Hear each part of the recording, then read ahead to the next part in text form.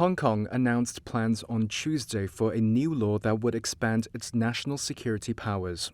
It builds on the sweeping legislation that Beijing imposed on the city in 2020, following massive pro-democracy protests the year before. Hong Kong has been required to pass a law that prohibits acts that endanger national security, known as Article 23, since it was handed over to China in 1997. However, earlier attempts were put on hold. In 2003, an estimated 500,000 people protested, and the security minister then was forced to resign.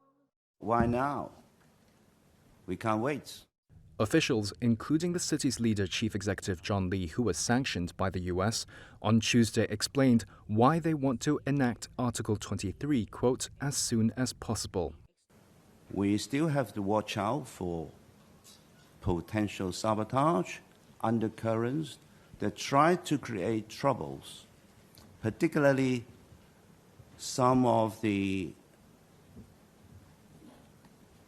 independent Hong Kong ideas are still being embedded in some people's minds, and some foreign agents may still be active in Hong Kong. Some legal scholars say the new legislation could sharpen the 2020 law, which is, at times, vaguely worded, and rework older laws dating back to the colonial era. New laws have been drafted, including one that deals with sedition and specifically mentions violent protests that endanger national sovereignty. There's also a new law against computer-based actions that harm national security. Lee also said the legislation would not call for transfer of people over the border to mainland China.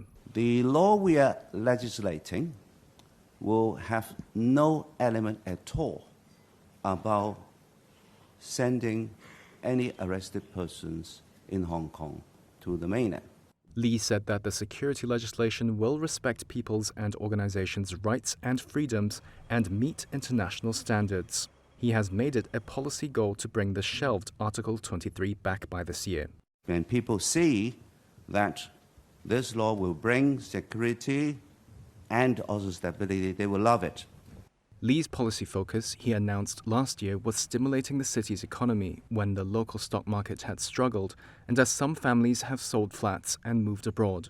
Public consultation on the legislation is set to end February 28th.